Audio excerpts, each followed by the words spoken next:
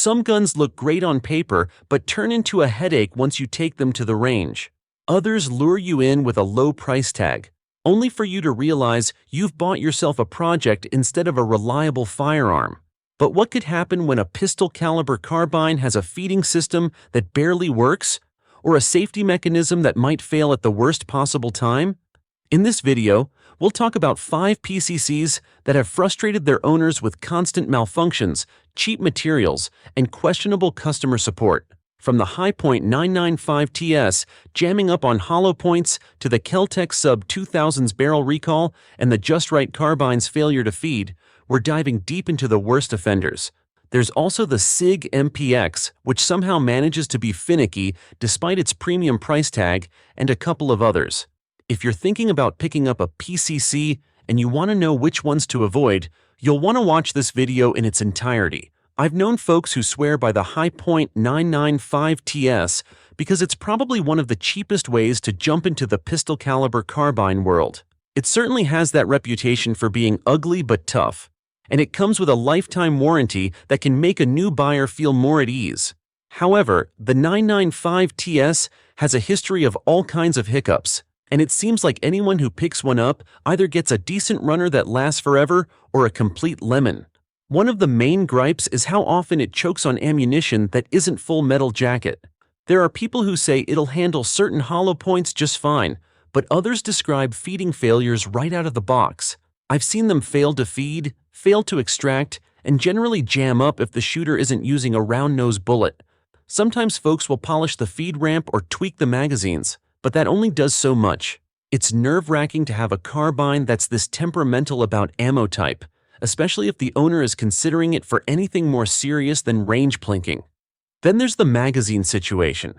Some other carbines will run off Glock or Beretta mags, which have proven themselves reliable for years. The 995TS takes proprietary single-stack mags that are notoriously finicky. A few of them won't seat right unless you smack them into place with a fair bit of force, and there are countless reports of the springs not pushing rounds up correctly. That kind of fussiness can get old fast when you're already dealing with ammunition picky eating. Quality control can be all over the map too. I've watched some folks unbox theirs and enjoy a rifle that runs flawlessly. Others end up cursing over rough takedown pins, weird gaps in the polymer frame, and the occasional bent firing pin. The plastic stock flexes more than you might like. Some owners just chalk it up to, that's what you get for such a low price, but it still leaves a sour taste when something that's supposed to be cheap and cheerful becomes a headache. Maintenance can be a chore as well. Taking it apart for a standard cleaning is more tedious than it needs to be. It's not just pulling a single pin and popping off an upper like on an AR platform. Screws, pins, and a bunch of small pieces get in the way, and it's not uncommon to hear about folks putting the carbine back together incorrectly if they're new to it. Hi-Point might claim you only have to clean it every 1,500 rounds, but in practice, the reliability seems to dip far sooner, especially if any residue builds up in that feed ramp area. The big bright spot is the lifetime warranty. People will often send their 995TS in after the first range session because of feeding issues, and Hi-Point's service department usually takes care of them. The downside is the wait times can be long, and there are stories about the same issues popping up again after it returns. A lifetime warranty is nice in theory, but it doesn't erase the frustration of dealing with a carbine that acts up repeatedly. A friend of mine once showed up with a Kel-Tec SUB-2000 Gen 1 folded in half, bragging about how it could fit in a backpack. That folding design is definitely clever, and it's part of why the SUB-2000 draws so much attention. The carbine is also lightweight and can run on various handgun mags, which sounds like a dream if you're strapped for cash and want a compact package. Unfortunately, that's about where the honeymoon phase ends because reliability can be hit or miss. There was a major safety recall years back where certain barrels weren't heat-treated properly, which caused occasional catastrophic failures. Folks sent their carbines in for replacement barrels, and while that recall only affected a certain batch, it shook confidence in the company's manufacturing oversight. A barrel failure isn't a small detail. The fact that such a serious flaw slipped through in the first place made a lot of people wonder what else might have been overlooked. Apart from that, extraction problems have dogged the SUB-2000 for a while. It's not unusual to hear stories about empties getting jammed in the chamber, leading to double feeds. Some owners swap extractors or polish the chamber in hopes of better luck, but success varies. There's also a recurring complaint about the trigger giving up, where the gun will run fine for a few shots before the trigger goes completely dead. Sometimes it's a safety that won't fully disengage, and sometimes it's the internal trigger bar getting hung up. Either way, it's maddening when a supposed grab-and-go carbine decides it doesn't feel like firing. Durability has also been a sticking point. Kel-Tec's approach of using polymer to keep the weight and cost down means certain areas of the carbine feel a bit fragile. Charging handles, for example, can break off or bend if they're yanked too aggressively. The hinge that makes the SUB-2000 fold can get loose over time, and some folks say their entire receiver cracked after a couple thousand rounds. It's clear that a cottage industry of aftermarket fixes has sprung up around the SUB-2000. There are companies offering new feed ramps, metal parts to replace plastic components, and improved triggers. People can drop another couple $100 into these upgrades to smooth out the carbine's rough edges. An affordable purchase price might be appealing, but when that's followed by a string of modifications just to achieve reliable performance, it loses its charm for many shooters. There was a time when I thought the Just Right Carbine sounded pretty appealing. The design allows you to switch out mag wells and run Glock magazines, and it's set up like an AR, which is something I'm already familiar with. On paper, it seemed like a fantastic option, especially if you wanted a dedicated 9mm or 45 ACP platform without building a pistol-caliber AR. Reality wasn't so rosy for a lot of folks who actually ended up with one. The biggest issue revolves around feeding and ejecting rounds. Some JRC owners say they can't get through a single magazine without a jam. The system sometimes fails to eject spent casings cleanly, resulting in stovepipes or half-extracted shells. Meanwhile, fresh rounds can nosedive or get stuck on the feed ramp. It doesn't matter if it's 9mm, 40, or 45 ACP, the stories are out there across the board. Tweaks like polishing the feed ramp or messing with the extractor spring sometimes help, but there's no universal fix that solves these malfunctions for everyone. Another gripe is how the JRC seems picky about ammo. While many pistol-caliber carbines handle a wide variety of bullet weights and profiles, the JRC can get finicky. Some run best with lightweight bullets, and others prefer a specific brand or shape. Few people have success with heavy 45 ACP rounds. The rifle ends up short-stroking or failing to chamber them completely. A carbine that only likes one specific type of ammo is a hassle if you want to keep your options open. The promise of running Glock mags is great in theory, but that only works if the carbine actually feeds from them reliably.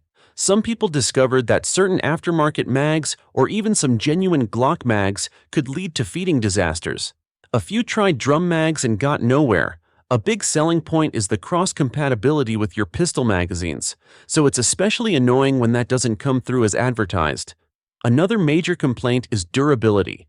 The charging handle can loosen, and a few folks have had the bolt lock up entirely after only a couple hundred rounds. Disassembly might reveal a cracked or damaged feed ramp, or a bolt that's so dirty it refuses to function because the rifle just doesn't handle carbon buildup well. Some mention that the JRC needs cleaning and oiling more frequently than other carbines in the same category. Customer service experiences vary. The manufacturer has updated designs and offered replacement parts for certain feed ramps and buffer systems, but that process isn't consistent. Some users end up going back and forth with the company, shipping their rifle multiple times without ever truly solving the issues. Others were lucky enough to get a working model after a warranty claim. The SIG MPX is often pitched as the high-end choice for anyone wanting a modern 9mm subgun. It's got a gas piston system, swappable barrels, and a sleek modular feel. The big price tag might be worth it if everything worked flawlessly, but a lot of shooters have found themselves wrestling with reliability quirks that shouldn't exist in a premium firearm. Early models ran into issues with feeding and extracting, and newer versions haven't entirely shed that reputation. Some owners feel like the recoil system is undersprung, which can lead to incomplete ejection or failure to pick up the next round. A good number have tried stronger aftermarket recoil springs to correct the problem. It's an expensive rifle, so the idea of immediately swapping springs feels like a letdown. The MPX magazines are also proprietary, and a fair number of folks complain that they're inconsistent. Rounds might not line up correctly, Or the feed lips can cause feeding problems if they're even slightly out of spec. Replacements aren't cheap, and finding the right brand or generation of mag can be a chore. Some have luck with third-party mags from companies like Thrill, but that adds another layer of guesswork to a gun that shouldn't need it. There's also a gas issue. Supposedly this is more noticeable when running a suppressor, but a few shooters report getting blasted with gas to the face even when shooting unsuppressed. Left-handed folks often complain about it more since the ejection port sits close to their line of sight, but righties aren't entirely immune either. There are adjustable gas plugs available from aftermarket sources to mitigate this, but once again, it's extra work. Triggers can be a sore spot too. The MPX uses a system that isn't always compatible with standard AR triggers, and the dedicated SIG trigger sometimes experiences problems with resetting reliably. People might try to install a Timney or some other drop-in unit, only to find it either doesn't play well with the MPX's operating system or runs into the same reset issues. It's frustrating to invest big money in a top-tier PCC and end up fiddling around with triggers like it's a budget kit build. Accuracy is generally good at closer ranges, though there are stories about wild groupings when you try to stretch it out to 50 or 100 yards. Some of that can be the shooter or the ammo, but it's definitely come up more than once in discussions about the MPX's performance. Folks who want tight clusters may be disappointed if they push it much beyond typical PCC distances. Maintenance is another matter. The MPX's gas system needs regular cleaning to stay reliable. Carbon residue can build up quickly, and once it does, malfunctions follow soon after. Many people do a detailed cleaning after every few hundred rounds just to keep it humming. That's a lot more upkeep than some other popular PCCs out there. This is still a smooth shooter in many respects, especially when everything works correctly, but a carbine at this price should function without all these aftermarket patches. This one looks like something out of an old action movie, but the MasterPiece Arms Defender Carbine isn't just about a nostalgic Mac-style appearance. A buddy of mine picked one up, thinking it would be a fun range toy and maybe something a bit different from the typical AR-9 format. It didn't take long for him to start calling it more trouble than it was worth. The biggest complaint centers on wobbly components, especially the stock. It's maddening to shoulder the rifle and feel the stock shift around like it's barely attached. There are stories of guns coming back from the factory with a simple piece of aluminum jammed in there to keep it from rattling, which doesn't inspire confidence in the build quality. Safety issues have also been reported. One person couldn't lift the bolt to cycle around if the safety was engaged without applying pressure to the trigger. That situation is obviously concerning, since you never want to compromise your safety mechanism just to get the gun working. Several owners reached out to customer service, but the answers they received weren't especially comforting. Reliability can be sketchy. Some users describe misfires or feed issues that crop up at random intervals. The design is supposed to mimic the old Mac-style operation, but the real-world execution leaves a lot to be desired.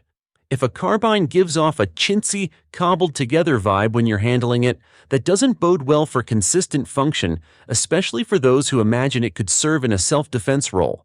Then there's the headache of dealing with the manufacturer. A friend had to send his back because of the stock problem and didn't see it for months. When it finally arrived, it was barely improved and still had the original problem of a sloppy fit.